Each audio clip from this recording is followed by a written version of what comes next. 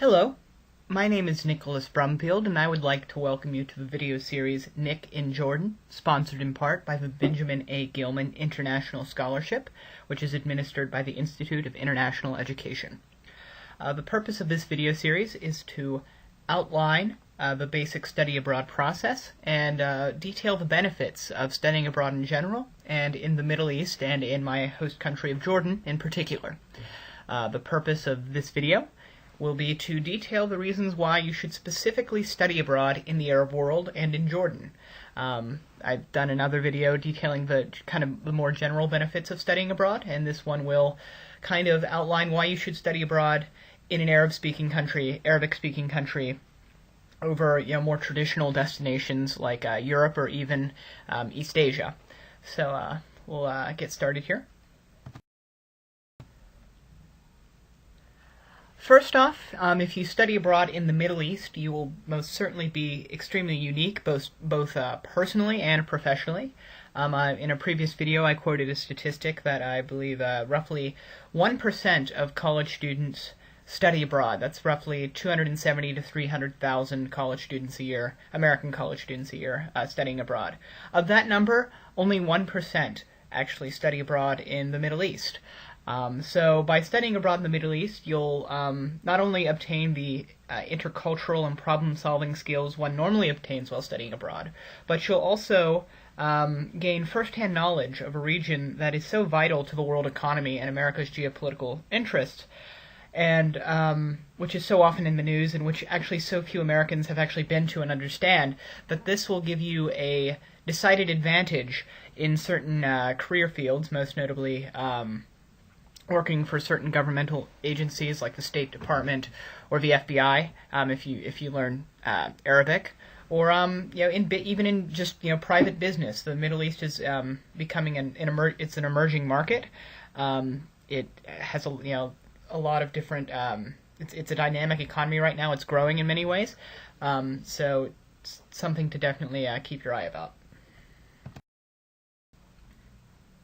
And then, if you're like me and don't necessarily have access to the economic resources to study abroad without significant financial aid, the Middle East is a great opportunity. Studying abroad in the Middle East is a great way to obtain a lot of money. There are a lot of scholarships and other opportunities of people who want you to study Arabic and study abroad in the Middle East, because so few American students actually go there, and it's so vital to America's economic and strategic interests. Additionally, learning Arabic and studying abroad in the Middle East could very expand your career opportunities in a lot of cool ways. As evidenced by all these scholarships, it's definitely a sought-after language. And one second-hand example I know of from people I've spoken with is that if you know Arabic and you're in the military, you can receive a higher military pay grade. So that's just something to keep in mind.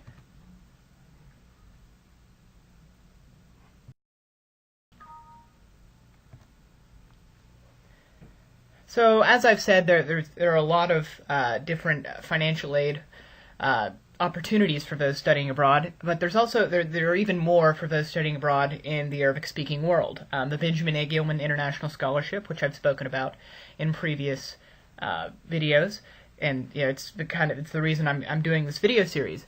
It generally offers up to $5,000 for just anybody studying abroad. You are more likely to get it, I believe, if you're studying an Arabic language, a critical language like Arabic or Chinese or one of these vital languages to America's strategic interests. And you're also eligible, if you're studying a critical language with the Gilman, to get an additional $3,000 with the Gilman Critical Language Award. So studying Arabic over a more traditional language like Italian or French or German in Europe, I actually had a friend who applied for the Gilman and unfortunately was not able to obtain it. She was certainly as qualified as I was. I believe one of the main reasons why I received the Gilman over her was the fact that I was studying a critical language like Arabic, and which is so vital to America's strategic interests. Aside from the Gilman, there are a ton of other opportunities.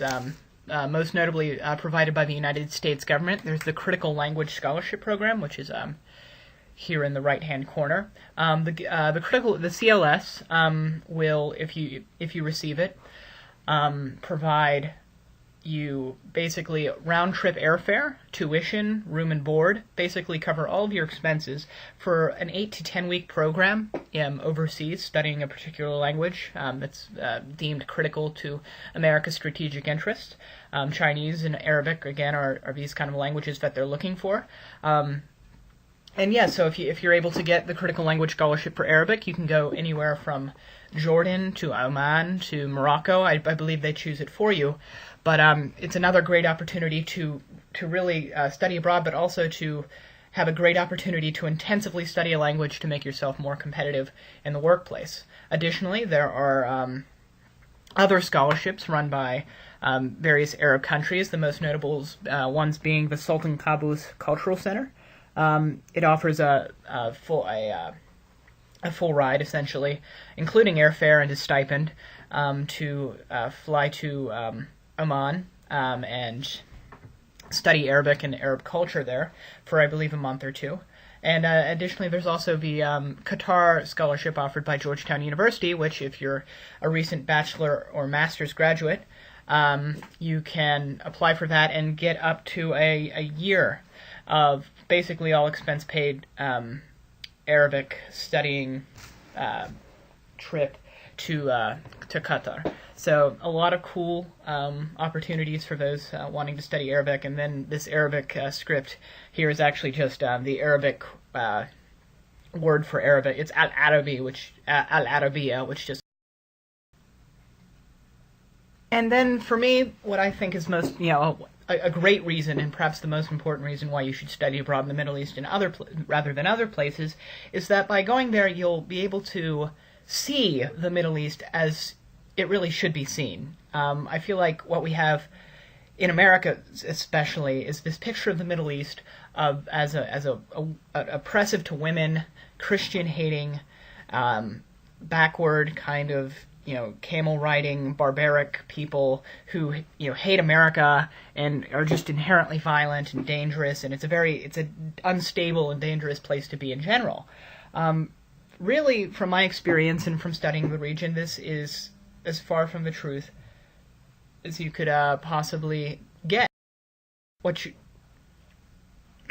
you'll actually see in the Middle East is a extremely complex and dynamic region that has a lot of has a very interesting culture and history. And yes, it has a lot of problems. I don't want to whitewash the fact that women are certainly oppressed in the Middle East as they are in the West, and that there are certain problems with religious minorities and others. And I'm not apologizing or trying to downplay those, but it's certainly a more complex and dynamic issue than is normally portrayed in the traditional American media. And by going there, you'll be able to see that the Middle East is this really cool and modern region. I don't really like the modern traditional binary so much, but even by our Western, definitions of modernity, it's like as evidenced by this picture in the left-hand corner here.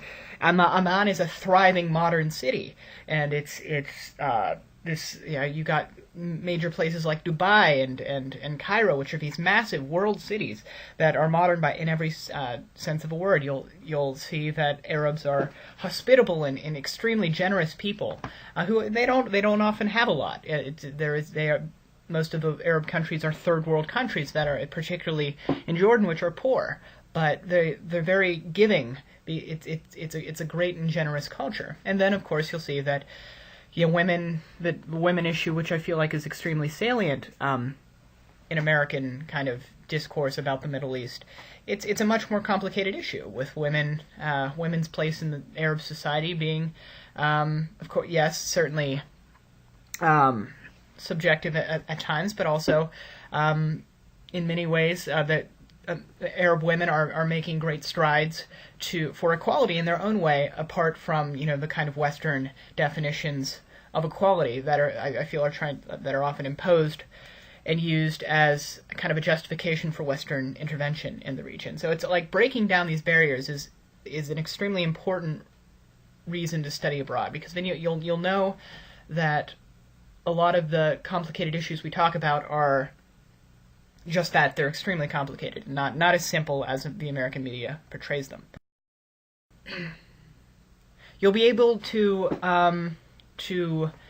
travel. I mean, as I mentioned in a previous video, travel is very cheap, and you'll be able to realize that there are 23 different Arab countries stretching from Morocco, which is right next to Spain, all the way to Iraq, over into Iran in the east. It stretches from Syria in the north to all the way down to, if you're counting all of the technically Arab countries and members of the Arab League, down to the Comoros in South Africa. So it's a very diverse and geographically and demographically expansive region. You'll be able to interact with people from all over the place. You have the Lebanese, who are have their own particular kind of culture, versus the Syrians and the Jordanians and the Egyptians. So by going there, you'll be able to realize that it's not so much a monolith. It's a patchwork of interconnected and related peoples that aren't just this kind of "I hate America" block. Within countries, you'll be able to realize that there are all these very different cultures, even not non-Arab cultures. Between the Arabs, there are various different tribal and regional dialects and different traditions. Like, for instance, Anomani is different in significant ways from people from Saudi Arabia, and even within countries, people from the central Najd region of Saudi Arabia are different in significant ways from those of the western Hijaz region, and people in turn, these people are different from certain people in Iraq are different from people in other parts of Iraq. So it's about breaking down monoliths and being able to interact with all this rich kind of diverse, I don't want to say like melting pot of cultures, but there are so many different cool cultures here in a relatively small area. So you get exposed to a lot of cool different influences. Again, there are non-Arab cultures, as demonstrated here in the top picture here of this little girl. There's the Amazigh of North Africa, and here in the bottom picture with the women in a line, there's the Kurds in northern Iraq and Syria. So there are just a lot of cool different people, not necessarily Arab even, that you'll be able to be exposed to and experience. You'll be able to interact with people from all different sorts of religions, and be able to visit all these hallowed sites in different particularly the three Abrahamic religions. But if you were to study abroad in the Arab world and the Middle East, in the top left-hand corner here we have the Dome of Iraq, which is one of the holiest sites in Islam. Non-Muslims are not allowed to enter it, but you are allowed to visit the Temple Mount and to see it. Here on the right-hand corner you have a shrine to Imam, I believe, Hussein, it's in southern Iraq. It's very holy to followers of the Shia Muslim religion. You have down here in the left-hand corner the Western Wall, which is very holy to the followers of Judaism. And then here you have a Christian church, and there are a lot of, and it's particularly in Jerusalem, but also all throughout the region, particularly in Jordan. There are several. There's the baptism site and various other holy places that are sacred to Christianity, and you'll be able to interact with. I realize not all Americans are Christian, but roughly 85% of us are, at least by census definitions, Christian. So if you're interested in any of these kind of religions, there are a lot of people there, and a lot of people don't necessarily realize that the Middle East is where Christianity was started, and there are a lot of ancient and long withstanding churches that have been around since the time Christ was said to have walked the earth. And so it's a very cool intersection of all these different religions, which are often portrayed as being in conflict, but most of the time are actually kind of existing in this peaceful coexistence and even intermingling. So Jordan's a really good example of that, and I'll talk about that a little bit later. But if you're a student of any of these kind of religions, it's a great place to be. If you study abroad in the Arab world, you'll get to go to, you'll have your pick of various different cities, and like ranging from the most modern and kind of like just only sprung up in the last 30 or 40 years city like Dubai here on the left, which has the tallest building in the world, and is this kind of booming modern economy by like Western definitions, all the way to like Cairo, which is this massive. It's been around for 1,000 years city with all this history and rich like architecture and buildings and this great like it has like cool, like it has the pyramids, it has the Muhammad Ali Mosque, which is portrayed there, and it's the center, a long photograph here. You have the Burj Al Qahira, which is the tallest skyscraper in North Africa. You have the pyramids. You have all this ancient Egyptian architecture, for those of you who are interested in ancient Egyptian history. So really, like, the Arab world is this vast and diverse place where you have all these different cool cities to go. And contrastingly, you have the differences between the cities, which I mainly lived and explored the cities, but I mean, you also have the rich Bedouin culture that and you do have the kind of more traditional, if you'll let me use that term, Arabs, I guess, who live according to more traditional ways of life, who engaged in agriculture and herding, and maybe and you have these great kind of landscapes like Wadi Rum, which is you can camel ride and do stuff there, and then it's just you'll be able to do a whole lot of cool things that you wouldn't necessarily get to do in a more, I guess, urbanized area like that of Europe. So you may be asking, why study abroad in Jordan in particular? I mean, the Arab world sounds really cool, but what makes Jordan distinctive enough that I should go there rather than Egypt or Oman or Saudi Arabia? Well, Jordan is a really good candidate in a lot of ways, and a lot of the financial aid you'll have access to will be particularly for Jordan or for Oman. Jordan is for those of you whose parents are very worried about, still have that image of the Middle East as this inherently violent place, a very stable and peaceful country that, whilst the crisis in Syria and the refugee kind of influx from there has certainly placed pressure on the Jordanian government, it's still a remarkably stable and peaceful society where they're in comparison to Egypt and Iraq, which are unfortunately undergoing their own kind of crises right now.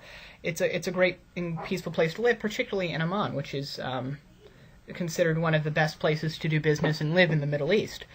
Additionally, if you're kind of wanting to get a slice of all the Middle East at the cheapest price, Amman's probably the best place to do it. You have people from Jordan is centrally located in the Middle East, and because it's so peaceful and relative to the rest of the region, it has these large influxes of minorities from all over the region. So you have the Palestinians from the 1948 and 1968 Arab-Israeli wars. You have Syrians coming in from the north right now. You have Lebanese. You have Iraqis from the 2003 invasion, U.S. invasion. You have Saudi Arabians who like to come up to Jordan to maintain summer homes. You have Egyptians wanting to work there. So Jordan's kind of this melting pot of all these different cool people. Even you have Jordanians themselves, of course. So if you're wanting to be able to be exposed to all the different kinds of cultures of the Arab world, or at least the Eastern Arab world, at a relatively economical rate, Jordan's a great place to do it. Additionally, if you're interested in the Arab-Israeli kind of conflict, as I was when I went, Jordan is intimately linked with the Palestinian with the Palestinian side of that conflict. So, I mean, it did control the West Bank from 1948 to 1967. So, and a large proportion of Jordan's population, it's debated whether it's anywhere from 40 to 70% of the population, is Palestinian in descent. So it has. So if you're looking for an alternative perspective, I guess, to going to Israel and being exposed to the Israeli perspective of that conflict, which is perfectly legitimate if you would like to do that, and would like to get a more Arab perspective, I guess, of that conflict. Jordan's probably the best place to do it. Additionally, Jordan has a lot of different religions. It has Sunni Islam is, of course, the predominant religion with 90 to 92%, but the country also has a lot of cool Christian sites, and it has a significant 8 to 10% Christian population that has been in the region for centuries, if not millennia. So if you're interested in biblical studies or Islamic studies, Jordan's a great place to go. It's also Jordan has very strong ties with the United States. It's considered one of the most pro-Western countries in the region. So if that's an issue, Jordan's probably one of the best places to go. So that's the end of my the part 3 of Nick and Jordan. I believe I'll be having a 4th video out pretty soon, detailing the study abroad process and just in general. But yeah, if you have any questions, please leave a question in the comments or message me. I will try to put all of the relevant links in the description. So so thank you very much. You have a great day.